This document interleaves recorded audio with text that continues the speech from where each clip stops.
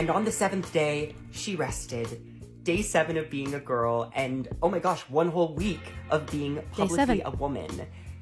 I have learned so much, mostly good stuff. I don't think I've ever been this vulnerable in my entire life, but I've now realized that vulnerability is power, and it leads to connection, and it leads to good things. And, you know, these videos are mostly for me to look back on one day and go, oh my gosh, Dylan, look at all the things you learned, and I'm gonna look so different and it's gonna be amazing.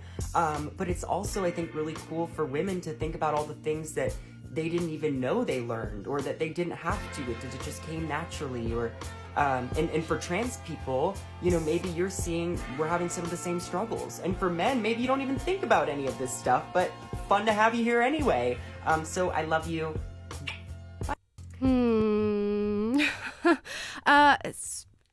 You know, some of this stuff leaves me just thinking in a sense that I'm like, I need far more time before I even comment on this. But there was the mention of vulnerability and vulnerability being powerful. Well, I do think vulnerability can be very important in your individual life, maybe around family and people who are close to you.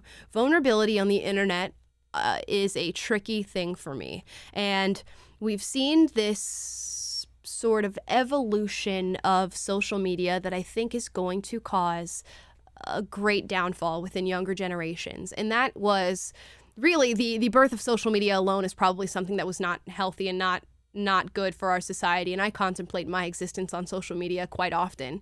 But more so than that, social media began as this highlight reel of look how amazing my life is. And we saw the problems and the issues that stemmed from that, specifically with young girls watching social media content and going, wow, I'm seeing all these 19-year-olds who have a mansion and they're married and they have kids and they have this brilliant career and they're buying all these clothes and I'm 19 and I work at McDonald's, how horrible my life is. And people developing depression and anxiety surrounding that by seeing all these highlight reels. But now we're in this new age of social media where everything, every part of your life, the most vulnerable moments, the crying moments, the acts of depression, anxiety, your fights, the times that you've had the police called on you, everything is on social media. And I'm not sure that I would define that as powerful.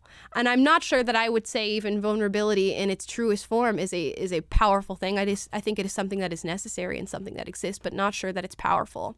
And you have to think about, again, the amount of fame, affirmation, and positivity that is being garnered in making these videos. And I have to wonder if that even constitutes being vulnerable anymore, because maybe it does in an individual sense.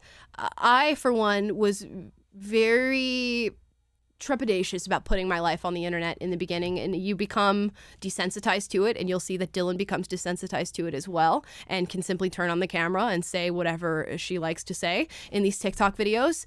But she's now famous because of this. 1.9 million followers. We'll talk about different brands and sponsorships that are being given to her because of these videos.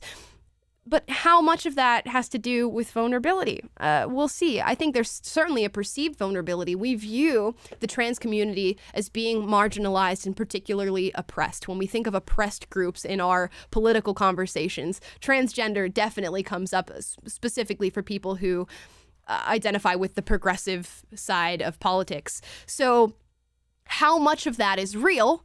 And how much of that is a false perception? Because is it truly oppressive to be able to make videos like this on the internet and become famous off of it? Is that truly a moment of vulnerability?